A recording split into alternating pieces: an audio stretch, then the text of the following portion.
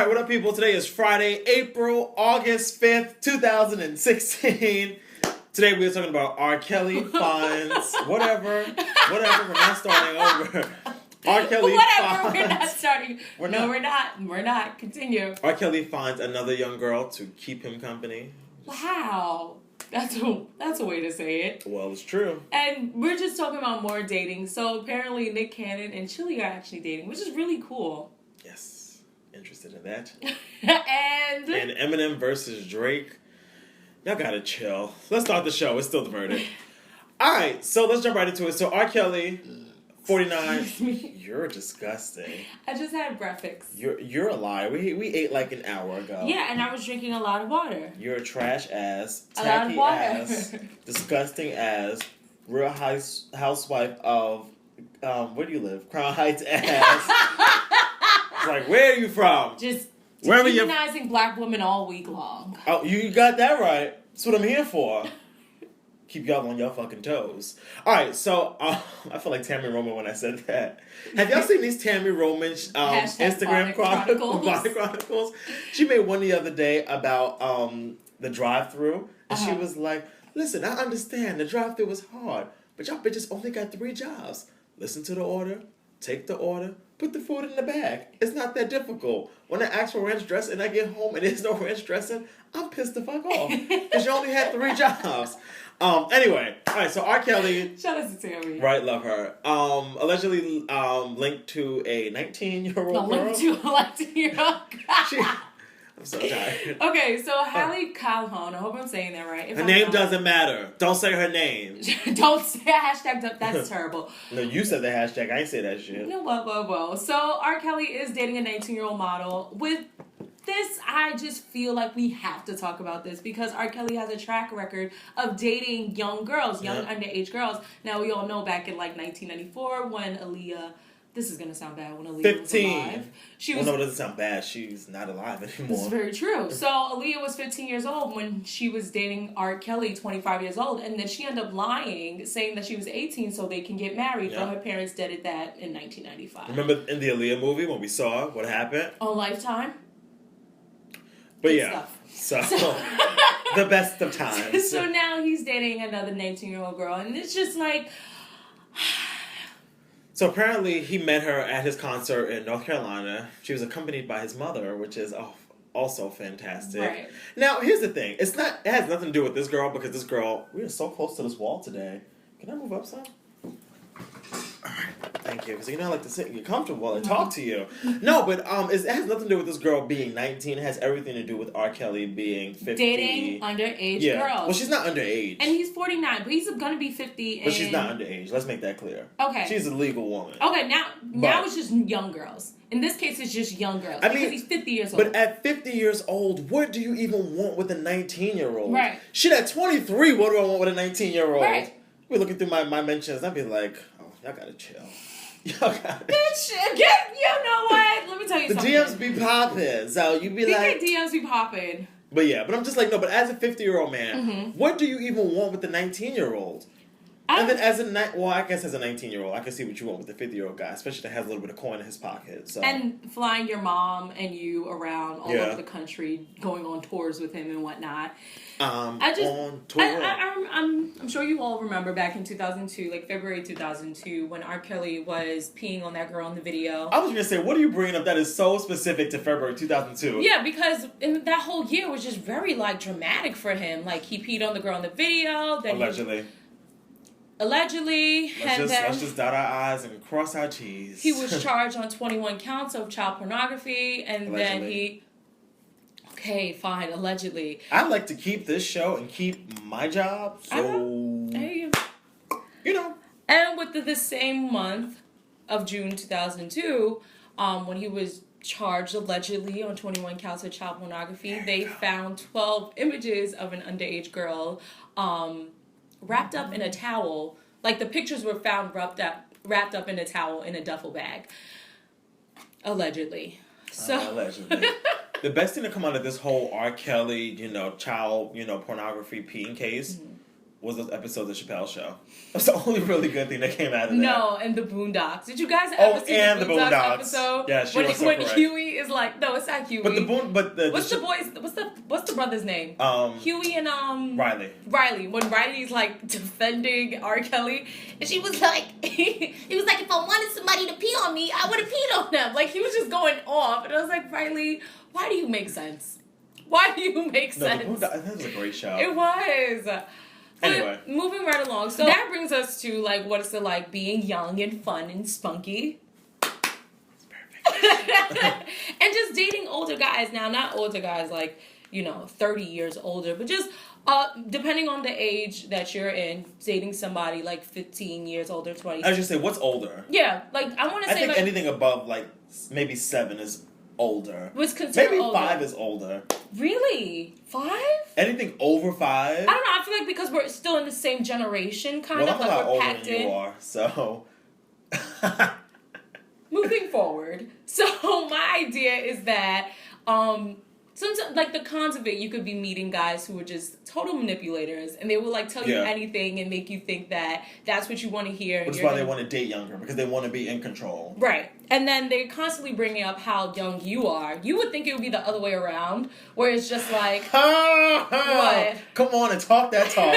Come on, Pastor. You would think it would be the other way around, and you're constantly bringing up their age. Like, oh, yeah, you're this age, so I know you like... But no, it's like... Or I forget you're young. Or like, oh, your young mind is showing. Or like... I didn't fill out this job application. Hello. You on the hot pursuit. So let's not do that. Okay, because it seems like the older you get, the less picky you become. And I'm still young, okay? So I have a lot of different alternatives. I know that's right. Okay. Young snatch. The boobs are still sitting. The face is still glowing. Eyes are still white. But happy about life. I know that's right. That haikus are really good. Haikus. Still diverted haikus. But what I've also noticed, like the good things that come out of dating older guys is because they get it. They get, even when you have children, they get it. Like you went through college, they get it. You have a tough boss or like co-workers who are pain in the ass, they get it. See, but they watch the show, so you better be careful. You better be careful because your co-workers are watching the show. Look at my co-workers? Yes. I'm talking about, no, Jack, I'm talking about you to me. Bitch. Oh, so you better be careful when you're watching the show. You're so trifling. But I can't help it. Yeah, I just wanted to touch base on that because I just, going back to R. Kelly, I'm trying to understand what exactly is this 19-year-old model, beautiful girl, getting out of somebody who's 30 years. Well, I think even more, what is he getting from her? Well, we know what he's getting from her. But, because I can see at 19 why you would want to be attached to somebody older. Because you always feel like you're more mature than you are. Right. Like, even for people that are mature, you always feel like, oh, like, no, I got this, blah, blah, blah, like, I'm mature. But it's just like, I'm mature. Are you really mature? I'm grown. Right. No, and people are constantly saying that. That I'm grown, I got this, like, you have check nothing. me out. You're a child. Nothing at all. All right, moving on. So from older men dating younger women to older women dating younger men. Talking about Chilli, and Nick Cannon. I don't know where T.I. came from, but salute to you, my brother. I wish you and the baby nothing but the best. So I love this story because Chilli has been looking for love. Is Chilli that much older than Nick Cannon, though? No, she's not. They're not, totally right? Not. No, not at all.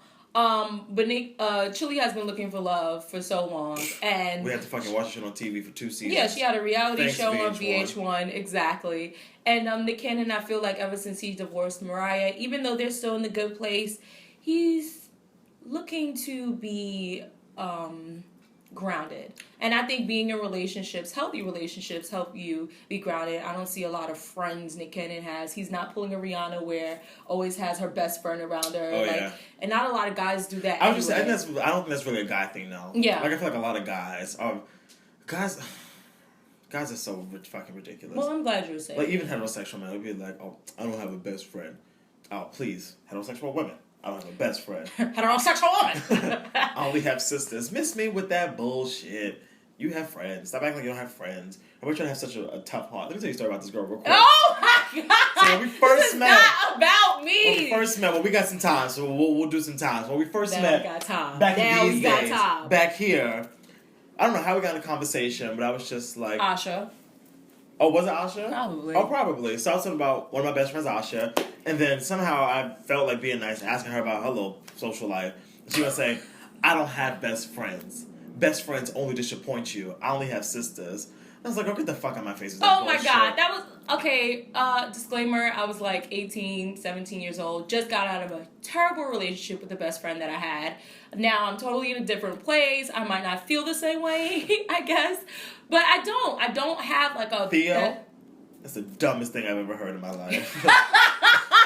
About, I don't have best friends. I only have sisters. I was really young. Did you want to push out all 9 of these girls you fucking with right now? No, so they're not your sisters. They are your best friend. You can say they're your sister, and you can treat them like sisters. Not sisters like be blood, but like sis, like hey sis, like that's my sis. You wasn't even saying sis back then. That's what I'm saying. You like wearing weaves back then. Like you was not about it. Weaves where? Weaves where? Anyway, that's not about you. Stop trying to make everything about you. So Nick Cannon and Chilli. I think this is kind of good for them. Chilli's popping up to his job at America's Got Talent. Braiding his hair. Like on some real hood love type shit. He has hair again? Yeah, it looks so bad. Oh, he does have I don't like when bad. He does that. Me either. But it's not even like the full braids. It's like just like the 1, 2, 3 braids. Yeah, and they always come up to here. I don't know why his braids don't...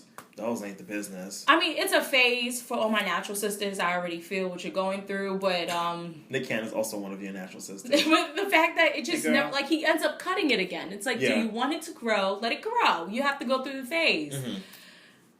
Natural 101. Yeah, that's all I have for that story. Yeah. I'm just happy that Chilli is finally happy because I was so tired of her seeing her cry on fucking TV. Don't say that. She was really on TV. Well, you know what? You know why I think this is actually perfect, though? I'm not done with this story. Because Mariah... He's a Libra, and she's an Aries. I don't give a fuck about that, and you know I don't. The thing is, Mariah Carey is such a diva and so bossy. And Aries. And still don't give a fuck. And Chilli, while she isn't on Mariah's level, she is just as much of a diva. When she was looking, like, that show Chilli Wants a Man, her list of demands was so fucking long, where it was just like, girl, like... Standards? You don't want a man, you want to build a man. Like, you just want to create this guy that is just like, you know, this is him. This is, you know, Chilli Jr. But nobody's perfect. Nobody's perfect. You really have to decide what you can live with. You gotta fight your battles. Yeah.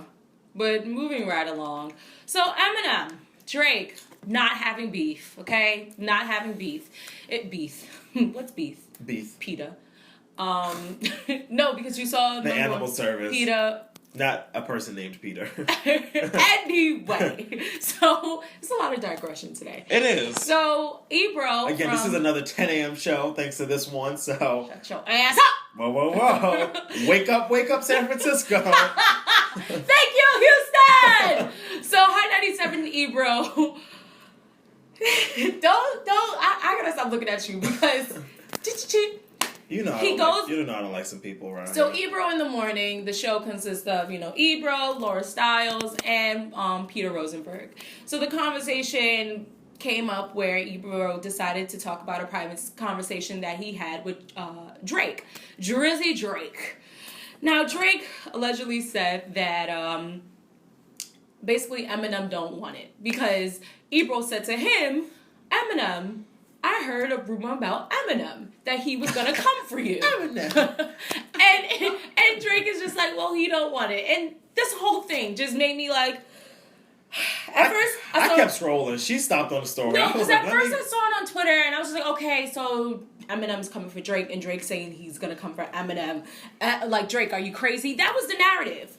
But then when you actually hear the source, when it's like, oh, reality is that Ebro said. With a private conversation Ebro had, I just feel like Ebro just needs more interviews than, constantly talking about his private conversations that he's having with these celebrities that haven't come on to Hot 97 in a long time. Like, it just doesn't make any sense. Like, why even talk about it? Like, why even bring it up? Like, if it was a private conversation, like, you're not a gossip guy. Like, that's not what you... And granted, yes, it's radio. We understand personalities. But majority of things that we do come from sources. Like, we have articles that we, like, read off of and stuff like that. Not just, like, if I told you I had a private conversation with Beyonce, I'm not going to tell you on air the private conversation that I had with her talking about would never know. Her wanting to, diss Mariah Carey. Like, that's crazy. Yeah. That's like... I would tell you I had a private conversation with Beyonce just because I'm that type of guy. Yeah, but I would I spoke to Beyonce, y'all. No, but I would say I had a private conversation just to like...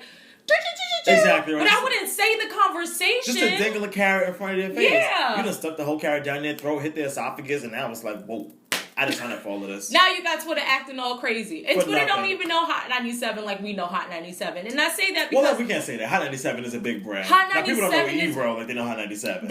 Right. Well, and then we were just talking about earlier about how the show's being syndicated and... Yeah. You know, I feel like Hot 97 has always dealt with this. They've always wanted, like, you know, I mean, and don't get me wrong, they have had, like, you know, nationwide recognition, being like the first hip hop station. Right, but, like, totally in legendary. more recent times, all respect, Breakfast Club interviews do a lot better than Hot 97 interviews because they're not private conversations; they're interviews. That's that. That's all that has to be said about that. Really quickly, speaking of morning radio, shout out to Marc Lamont Hill. So, remember I told you all a couple of weeks ago, Marc Lamont Hill was getting a show on VH1. Hey, I was very excited. Well, now that I've seen the show, I'm not really that excited because it's like Watch What Happens Live, but for VH1. And no shade to Marc Lamont Hill, but he's almost like too smart to be hosting that show. Right. But anyway, he went on the Breakfast Club and explained the whole thing. But he told a very interesting story about when he's actually on the Breakfast Club and Sway in the Morning. Hey, Breakfast Club. Hey, Sway. No, but he was on. He told the story both places, but when he was on Sway, he was basically saying how the day Obama got elected, because the thing about politics is that you know this shit early in the day. Like, they knew by 5 o'clock that Obama was going to win, like, back in 2008. Like, it was pretty clear, but they don't tell us that shit because they need the viewership, so we keep watching. But he pretty much said that he knew that they called everybody up to the conference room on, like, the 4th floor and was like, he said he walked around and everybody looked real sad. And he was like, oh, you know, what's going on? Mm-hmm. And they were like, Obama won. And he was like, all right, great. That's great. Right. And they were like, no. Like, he said, and this is not verbatim. Go watch the clip. But he said basically, he was like, Fox News was like, we're going to make this guy's next 4 years like a living hell, basically. Like, legit. Like, and then like he saw Sean Hannity like later on that night, like after Obama officially won. And he was like, I can't believe he actually won. Like, you know, we threw everything at him. Like, I don't even understand how he like did it. Like, these motherfuckers are really like scum of scum. Like, so trashy. But talking about scum of scum, so I just want to talk about police brutality in America just really quickly. I know you don't want to get into it, but it just so happens that on this show we have a habit of talking about when black men die at the hands of police brutality. Very but true. We really don't get into it when the women die, and not because we don't, but as a woman myself, I feel like I am not a victim, but at fault. Because I reinforce these patriarchal, you know, narratives about, like, what's going on in American society. Because that's what I've been taught to do. And now that I think about it, it's kind of fucked up. Because it's like, there's a lot of things that we just have to reevaluate about ourselves. And things that we've been taught. So with that said, KorrynGaines, mother from Baltimore, she had a 5-year-old child and a 1-year-old. So allegedly, the police came to her house because they had warrants for her and the man that was in her house. Whether it was the father or not, I have no idea. So the father allegedly had vanished with the 1-year-old daughter, got them out the house, and for 6 to 8 hours, she was in the house with her son, recording her son, putting it on Facebook of the videos that she was doing with her son. Now, I don't know if you guys actually saw the videos, but it's a little sad because the boy is like smiling and he doesn't really understand. Why am I about to cry? No, I'm not going to do this. Nope. Okay. So within that 6 to 8 hours, the police, now this is the story that I'm getting. The police shot at her. She shot them back. They multiplied. She ends up dying and the boy ends up getting shot in the midst of everything. Mm-hmm.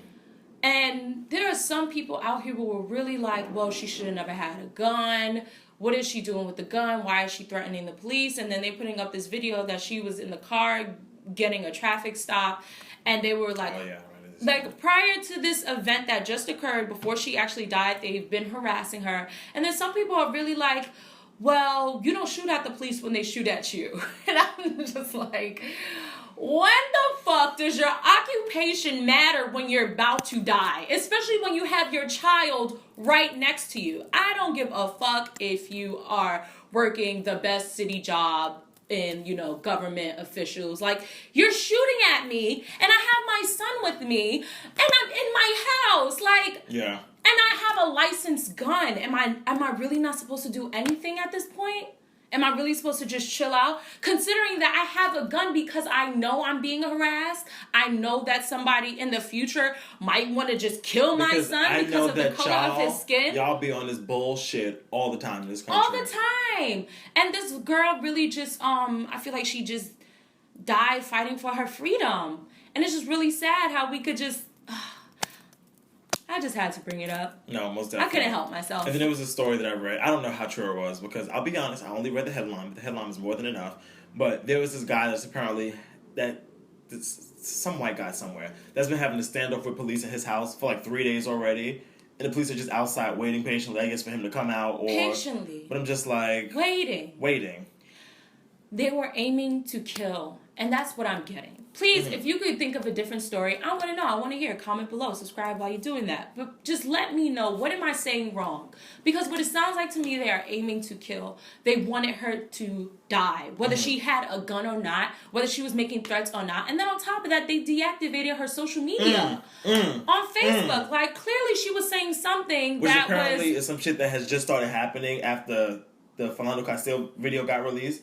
Then now they're, I guess... Again, confiscating the Facebook don't know how true lives, it is. I read it on Twitter. But like being able to take over people's social media after they die. And I'm just like, no.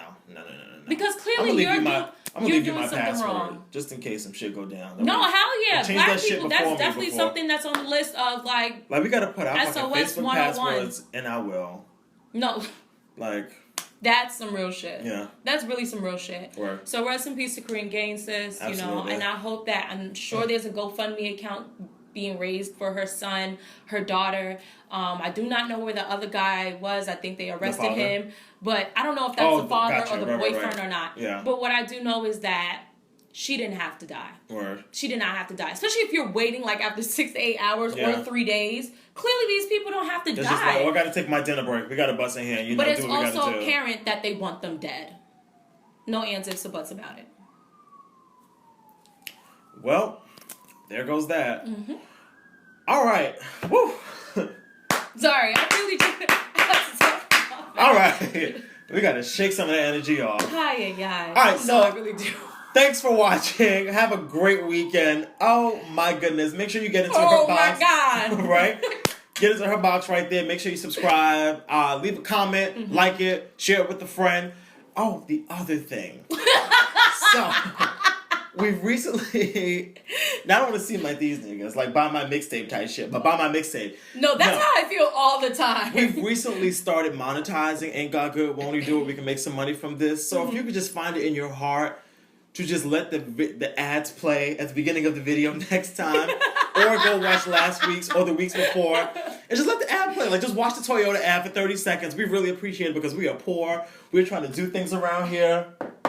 The set, could use, some tweaking and some peeking. I know you see it, baby. I want to get some curly clips for my hair. So listen, I just would like if you all could maybe just go back or just starting from this week forward, just let the ads play because we really appreciate it. All right, so like I said, get into her box, subscribe, like, comment, do all that good stuff. Get at her at DJ Madam K. I'm at _ Hey Malcolm. Have a fantastic weekend. We really have like a month until Labor Day, which means a month until summer is over, a month until, what's it called? Fete?